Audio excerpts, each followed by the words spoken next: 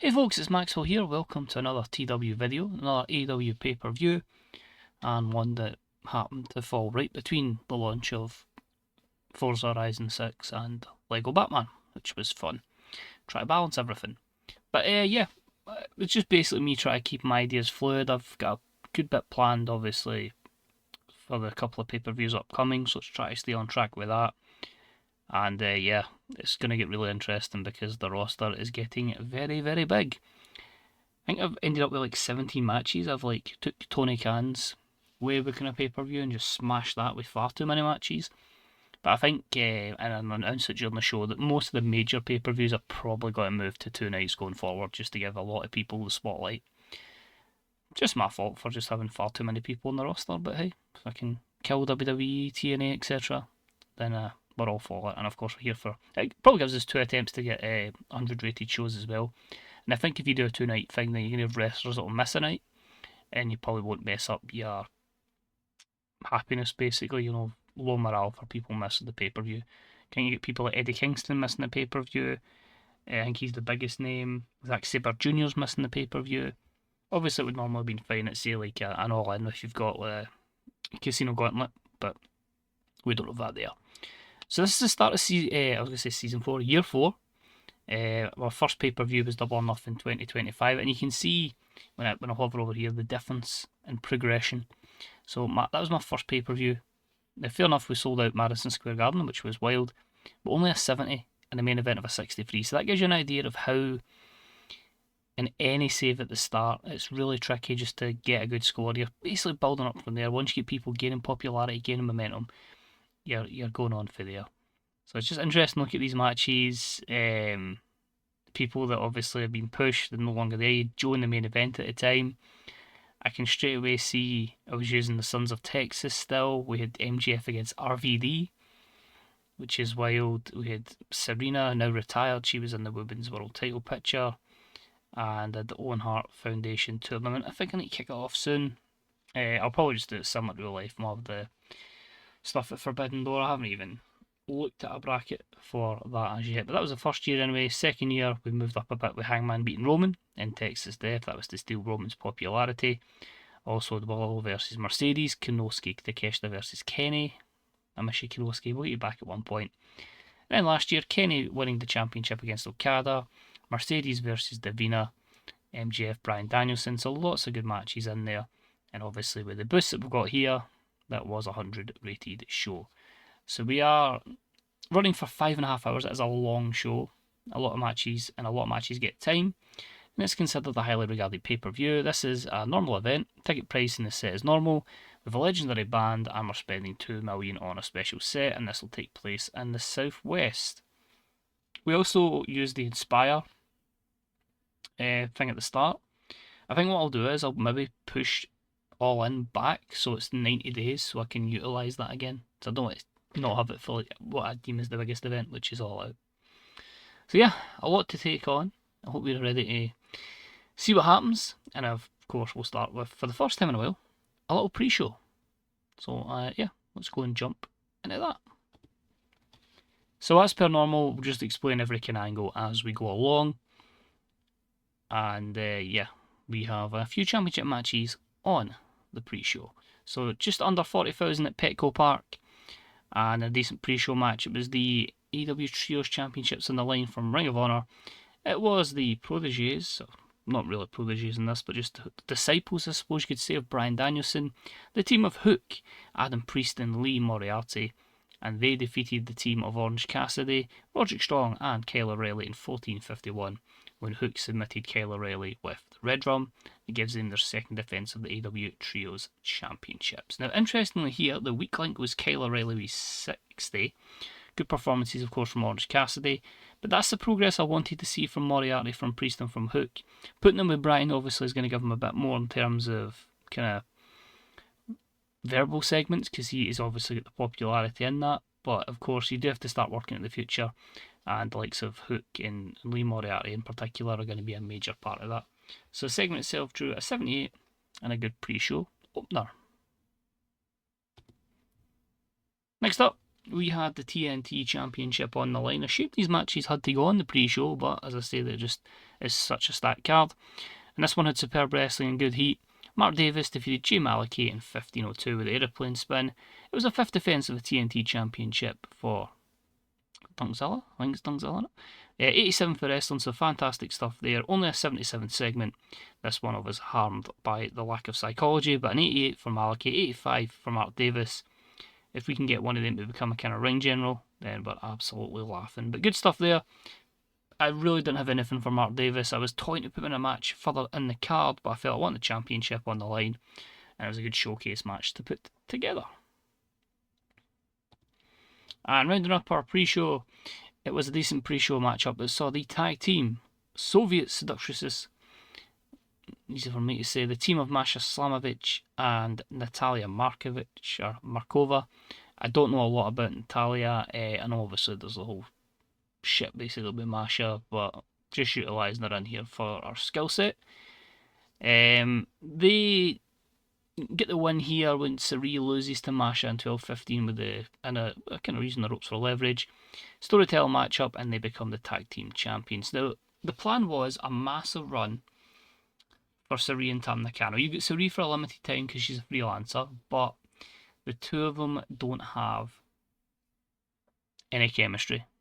And sadly, gave them their tag team titles on their first time together. So they get a few defences, and I was like, right, get the belts off them. We'll give them another program down the line, and then I can utilise the two ladies from Russia in a different kind of storyline. You can feud them with many other tag teams I've got, tag teams I can rate. As I say, we can put some Joshies together just for the better workers to carry other matches.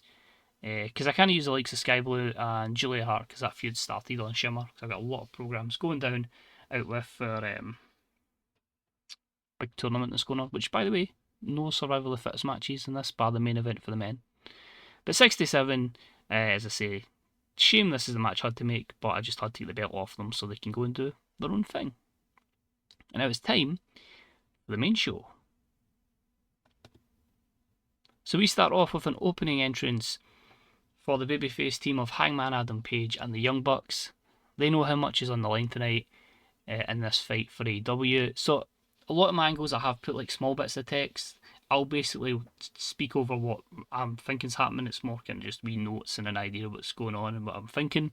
So 83 for the entrance for Hangman and the Bucks as they are about to be in 6-man tag action against the team of Jacob Fatu, Drew Galloway, and Roman's mystery third man, as Roman obviously is facing Kenny Omega later tonight. So who is going to be the third man? Well, it's not quite up there with Bash at the Beach, but Roman has promised that third man while he attends to his business later tonight. It's going to be something that will rock AEW, and joining Jacob Fatu and Drew Galloway, he's sinking in the booze from around the arena. The sun is home. It's a nightmare for AEW, and it's an American nightmare.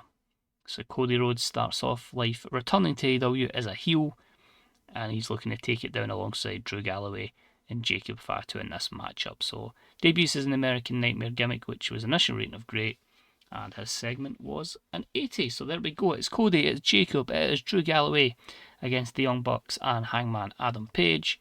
In your opener, that has superb wrestling and great heat, and Jacob Fatu, Drew Galloway and Cody Rhodes defeat Hangman and the Bucks in 26:06 when Cody pins Nick with a crossroads. Head and shoulders above the rest in terms of performance was Hangman with 97, although some very good performances across the board. Of course, because it's a 6-man tag, you don't get the benefit of the chemistry between both Nick and Matt. But yeah, delighted with that one. And 83 obviously gets a boost because of the creative finish, also gets a boost because of the Inspire motivational speech. But yeah, I'm just trying to really strengthen the heel side here in terms of a proper cancer in AEW, because then obviously you got Roman leading the way, you got Jacob Fatu who's dangerous, you get Drew Galloway, you get Cody, you can have lots of people coming in. Obviously there's a few that will have matches on the show just to really have a proper invasion storyline here, but just the way their contracts all expired at the one time. So 93, a solid opener. Next up, we had a matchup that was basically made on the last Collision before we came here. Okada didn't have an opponent. I was struggling what to do. I gave him a good matchup against Alpha Wolf on Collision. Okada tried to have the beatdown, and Bandido made the save as Okada tried to remove the mask. So then we set up for Bandido versus Okada. So this one was superb wrestling, great heat. Okada defeats Bandido in 24:09 with the Rainmaker. Wrestling was a 92. The segment overall was a 95. So again, the 91 and 93 benefits from the creative finish as a success. Bandido's getting stale, but that's absolutely sensational stuff, and that's only the first two matches. Next up, we've got Don Callis backstage alongside Gabe Kidd and Clark Connors, and Gabe Kidd asks him about business. You see, they've got a match up tonight and they need a third man, second time tonight. I was really panicking with some creative decisions. And they want to know who Don was able to get as a favour to battle the Kings of Wrestling and Mark Briscoe for the long feud with the Kings of Wrestling alongside Gabe Kidd and Clark Connors, and they've had a few issues with Mark Briscoe. Don said he's very good terms with someone who hates Mark Briscoe and a lot of bad blood with him historically, and stepped forward Kyle Fletcher. So another 6-man tag in this one. It is going to be Kyle Fletcher and Gabe Kidd and Clark Connors taking on the team of Chris Hero, Claudio Castagnoli, and Mark Briscoe. So that was a 79 for that one. That match will take up later tonight.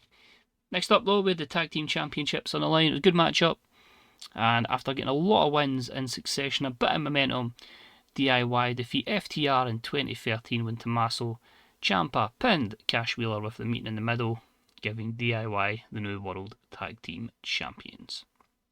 Overall, this one was an 82. Johnny Gargano really off his game. I thought I couldn't get better performances from Dax and Cash with 82. Both of them were unhappy to take the fall, but my thinking here was I just want to try and get them away from the tag team title picture and give them a proper tag team feud. So I've got plenty of tag teams I want to push forward. Get a couple of teams on the honour roll effectively for being tag champs. And yeah, Ciampa's been doing good stuff, and we finally got Gargano in a good place. So overall, 82. Maybe not as good as their previous stuff. Next up, we had the AEW International Championship on the line. It was another fatal 4-way matchup. It was about to have some great wrestling and good heat. Kaito Kiyomiya defeats Powerhouse Hobbs, Kevin Knight the champ, and Jack Perry in 14:06 when Kaito pinned Jack Perry with a Tiger Suplex hold. This was a steal the show matchup. Hobbs is off his game. Jack Perry was a weak link. We really need to build him up, but I felt this made him easy foil to lose. 84 wrestling, 70 crowd, 80 for the segment as a whole. I want to try and push Kevin Knight with something else. The title reign was a year, so it's obviously given someone else. Kiyomiya can obviously go on and have some great matches. Obviously, he's technically absolutely outstanding. And Jack Perry's someone I can build up. But I just feel like it's probably a division that needs a little bit of a fresh up. And I feel like I can really push Kevin Knight forward. My concern here is, though, the performances we're getting from him and Kaito, more and Hobbs, probably because of the Inspire. You don't really get that every pay-per-view. But again, hopefully they can develop, because they're all still young enough to get better. Next up was that trios match we spoke about earlier, so we know why this is happening. And it was about to have some good wrestling and a decent reaction from the crowd, as Gabe Kidd, Clark Connors, and Kyle Fletcher defeat Mark Briscoe and the Kings of Wrestling in 15:29 when Kyle Fletcher pinned Chris Hero with the Grimstone. Still a show matchup as well. You can see here Kyle Fletcher and Gabe Kidd, absolutely phenomenal stuff. Maybe not so great from Chris Hero. Claudio was okay. Mark Briscoe not perfect either. I did want to get the Kings of Wrestling taking on FTR at one point. It's tricky with them being in different brands, but I just felt like I didn't want to do all the teams together in a tag match. I'd end up having like a triple threat match and a fatal 4-way tag match. I was like, we need to try and fit everybody in the card. So Kyle Fletcher will be on to far bigger things after this one, but I just felt like it was a decent place where you could maybe elevate Clark Connors. Gabe's already in a good place. Next up, it was sensational wrestling from the Ring of Honor brand. So Pac has been on a roll recently as the Continental Champion until he was ambushed from the returning Andrade El Idolo, who says he wants to win his Continental Championship. Andrade picked up a few victories alongside a guy called Chaz Betts, you might know. He's been on Ring of Honor as well, but Andrade made his intentions clear. But in this one, they had sensational wrestling and great heat, and had Pac defeat Andrade in 25:45 with a Black Arrow, giving him his 5th defence of the Continental Championship. We kind of all the WWE guys coming in and just invading and winning titles. We're going to let some of our AEW guys pick up the win here. Delighted to say 96 wrestling and 90 segment overall. We obviously get a great boost because of their great chemistry. We also get a boost because of great finish. Sadly though, the psychology probably hampers us for being maybe an 83, 84, but absolutely fantastic stuff. And a 5th defensive belt for a pack. So that should raise the prestige of the belt. Next up, About that had great wrestling and a decent reaction from the crowd. So this one, triple threat for the TBS Championship. I'll explain the result and I'll explain why everything's came together. Kana defeats Mina Shirakawa and Starlight Kid in 15:01 when Kana pinned Mina Shirakawa with a Billiken. She becomes your TBS champion. Starlight Kid carries the matchup. 81 for the wrestling, 89 segment. Can see there a fantastic performance from Starlight Kid. So my reasoning here, the belt goes on Kana because she's retiring in less than 90 days. As soon as we'd signed her, she announced it like a couple of days later, and I can't get her out of it. So she's retiring. I can't get Kyrie to unretire, which is annoying me, but I want Kana on the TBS lineage. So Mina's one of my more over baby faces because of her sex appeal and star quality. We just keep having her cutting promos and working the crowd, and she's getting over. So we can rub some of that onto Kana to get the run. Starlight Kid's been absolutely phenomenal in ring. The popularity's mid-70s, and it's a good opportunity to throw her in as well, so she can lose the belt without losing the match, so she can be propelled probably up to the main event scene quicker. So we just kind of shoehorned her in to this to make it a triple threat match and to get the title belt off us. But Kana will absolutely be a transitional champion for someone else in the future. But yeah, 89, fantastic stuff. Did not expect that. And Celebration, 66, that's a level of overness, roughly. So yeah, good stuff. Next up, these two have had a little back and forth on Dynamite. Ricochet and Jay White. I don't think they've faced each other one-on-one in the save so far, so I was really intrigued to see what we could get. Superb wrestling, great heat. Jay White defeats Ricochet in 2050 with the Blade Runner. 86 wrestling, 91 segment, 91 for Jay White, and an 80 for Ricochet.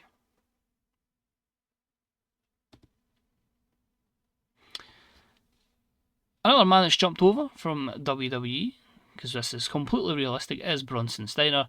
And of course, why wouldn't you have the biggest, most dangerous guy taking on a guy who's absolutely fearless? So he's been trying to smash Darby with spears over the last few weeks. So these two come to a collision here.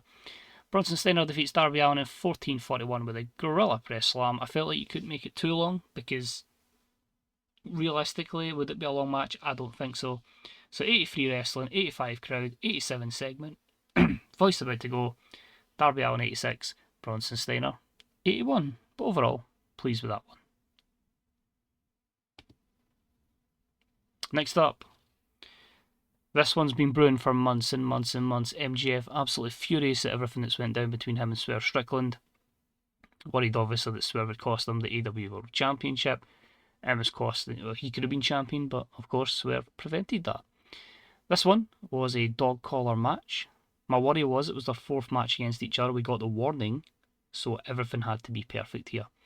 So it was an exceptional matchup. MJF defeats Swerve Strickland in a dog collar match in 27:46 by pinfall while using the ropes for leverage.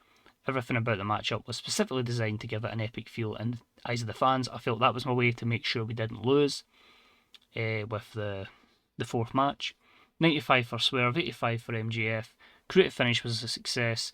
Swerve took a crazy bump and pretty good chemistry between Swerve and Prince Nana, but 92 overall. Fantastic stuff. I think MJF's psychology is just at a level now where he could carry this. Next up was the AEW Women's World Championship. It was a superb matchup. Delta, of course, winning the Blood and Guts match, gets her championship match here. And she lost to Megan Bayne, the champion, in 1947 by pinfall. Third defence of the world title for Megan Bayne. No plans to take belt off her so far. 81 wrestling, 84 crowd, 80 for the segment. Megan Bayne with an 83, Delta 78. Sadly, the creative finish probably takes away the boost we would have gotten from the inspired speech. But yeah, overall happy with that one. Both wrestlers are still pretty much going to develop and going to get better. So, all good. After the matchup, so the idea of this segment was Megan retains. Jade Cargill's been back the last couple of shows just to kind of, make her known that she made to Megan Bayne that she is wanting to challenge for that belt at one point. Jade comes in to beat her up. Then Mercedes comes in, but she joins in the beatdown, so it's a 2-on-1 on Megan Bayne. Jamie Hayter comes down to try and even up the odds, but then it's just a 2-on-1 beatdown by Mercedes Moné and Jade Cargill on Jamie Hayter because Megan Bayne is down and it's too much for them. So segment here was a 74. Basically, I panicked and I didn't have anything for Mercedes. I had to keep her happy, so I was like, let's just do this angle. But it also gives me an opportunity that we can go two ways. We go into Invasion and Forbidden Door. I can either have a Fatal 4-way, I can either have a 2v2 matchup. There's plenty of ways we can go. In truth, in fact, I can check the pre-booking right now. I haven't even put Invasion in. It probably will be Forbidden Door first. So it'll be AEW X New Japan Pro Wrestling. I might just get rid of the New Japan part. I can't put WWE in because they're still technically a company. But so it's probably going to go as Forbidden Door, Fight for the Fallen, and then Invasion before All In. Perfect. That works out just as I want. I thought I'd done that, but apparently I hadn't. Anyway, next up, bout for the Ring of Honor World title, and it was a surprise challenger. We had David Finlay going for the belt. And this one, great heat and good wrestling. Walter defeats David Finlay in 1741 with the Lariat. For defence of the ROH World title. 81, not too bad. Finlay off his game. The worry in the Ring of Honor brand is, in terms of like over baby faces, it's really just Orange Cassidy and Zack Sabre Jr. So I really need to build up some baby faces to get to Walter's level. Because in the heel side, you've obviously got Pac. Well, you've got Pac as a babyface, but he's Continental Champion. You got Andrade, Chaz Betts, Bryan Danielson. They're all on the heel side, so there's not really too much for Walter. But hopefully there's a few things we can build on. Next up, I can't believe this one failed so badly. But this is the reason why I put it where I did. So Moxley won a number one contenders match. I felt like this was a good opportunity to make him, go against Rush, and we'll see what we can do with him. I made this a wild brawl, and I thought, let's make Rush look really dominant here. Let's have a win in a really small amount of time. So that's probably capped it, the fact it was only 12 minutes. So exceptional wild brawl. Rush defeats Jon Moxley in 12:05 with Lalanza, a third defence of the AEW World Championship. So the wrestling was an 88, the crowd was an 86, segment was an 80, a 76 for Mox, 100 for Rush. Psychology's going to hurt it, lack of time's going to hurt it, but they did have pretty good chemistry and a creative finish that was good.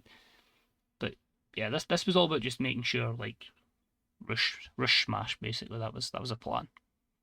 So I think if I'm right, we are down to Kenny versus Roman and the matchup for the Survival of the Fittest Championship. But first off, we have Chris Jericho. So basically this is a wee angle I was always going to plan because of, I'll explain it here. Jericho confirms that due to roster expansion, the main core pay-per-views will go to 2 nights. So going forward, in my head, this should include Double or Nothing, All In, All Out, Full Gear and Revolution. I decided to go with 6 because I feel like you can add in World's End because that's going to be the conclusion of the Continental Classic. There's a lot of big matches there, and that can really be like a celebration of a prior year. That's the aim. Let's hope to God I can remember that. So yeah, 6 events going 2 nights. Well, I remember, that's going to be the main thing. But we'll just have Chris Jericho announce it, so I've got to try and remember. But just so you can see there, as I said at the start, 17 matches, and many people still missing the card, even if I made a Casino Battle Royale. Jericho segment though, as a 40 figure, 88. Next up, we have an over-the-top entrance for the man who's going to be defending Kenny, AW here. He's not defending Kenny Omega. He is Kenny Omega, and that is a 96. I think you do get an absolutely spectacular entrance for a matchup with massive implications. So the angle idea was a success. Mauro Ranallo was pretty weak. I felt like this was a good chance to make sure we get the 100 because this can obviously give us a high angle. So we go, AW versus Sports Entertainment, Kenny Omega versus Roman. And that's not bad, because the last matchup was only an 80, so I was quite worried. So this one was an exceptional matchup. Roman defeats Kenny Omega in 24:30 with the spear. This was designed to be an engrossing, story-driven spectacle that slowly built up through psychology and worked towards a dramatic conclusion. Obviously benefits Roman's 95. A 90 for the wrestling, 86 crowd, 93 segment. The creative finish was a success. So I've been building this one up for a while. When all the WWE contracts come up at the same time in the mod, I felt like, well, you need an invasion. but you need someone that goes against what AEW's about, which is probably Roman Reigns. He's more kind of watching his body, limited matches here or there. That's absolutely fine. And I felt like we can use that in a storyline to basically take all these AEW people down that have been doing match after match after match with survival of the fittest. And he's been telling them, you're all going to weaken yourselves, and I'm just going to take you all apart. So he picks up the win. So what is going to happen with AEW going forward? Well, that'll be for another pay-per-view. But we have the survival of the fittest final. Mistico, Bryan Danielson, and Will Ospreay. I don't think I've done any entrances for that one, so we're straight into the matchup. Oh, you're killing me here. I think if Bryan isn't off his game, I think we would have got a 100 there. But in about that had sensational wrestling and fantastic heat. Will Ospreay defeats Mistico and Bryan Danielson. So the winner of the Collision, the Dynamite, and the Ring of Honor groups. And 31-37 when Ospreay pinned Danielson with the Hidden Blade. Everything about this was designed to be an epic matchup. And it means that Will Ospreay wins the AEW Survival of the Fittest tournament for 2028. So that's good that we managed to get that done in 5 months, that full tournament. 95 for wrestling, 91 for the crowd, and a 99 segment overall. 96 Mistico, 98 for Will, 92 for Bryan or user character, and a creative finish. So yeah, you feel if Bryan wasn't off his game, would that have given us that one extra segment rating to make it 100? I didn't expect anywhere close to that. I thought maybe if we can get low 90s I'd be happy, because I wasn't too sure how the triple threat formula would work. But yeah, amazing stuff.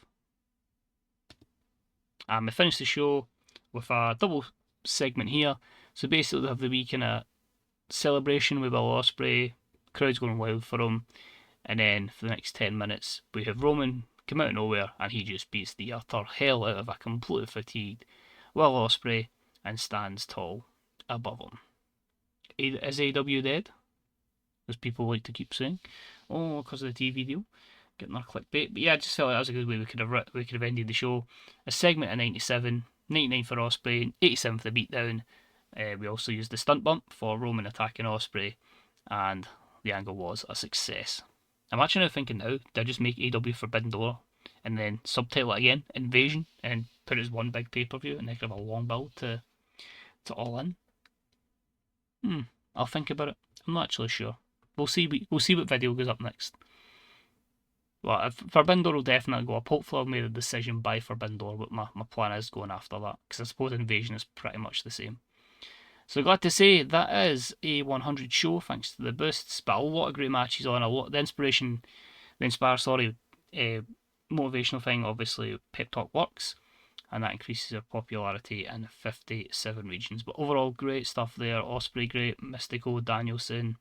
So that's 199, we got a 93 in there, a 92, there's a 91. Pac and Andrade went 90, Kanamina Shirakawa, Starlight Kid got 89. Okada Bandito 95, and then that 6-man tag at the start 93. So fantastic. So yeah, definitely will be Forbidden Door next, and then we'll see what happens after that. But yeah, as always, thank you very much for watching. If you liked it, a wee thumbs up would be appreciated. Any questions you've got, let me know. And I don't know when the next video will be. It'll just be a case of when I get to it, when I get playing it. But as I say, the save has been a blast. I'm really hoping I can carry this momentum through, even with the distractions of Forza Horizon, Lego Batman, and the Pokepia. But yeah, take it easy, enjoy TW, and I'll see you soon. Bye bye.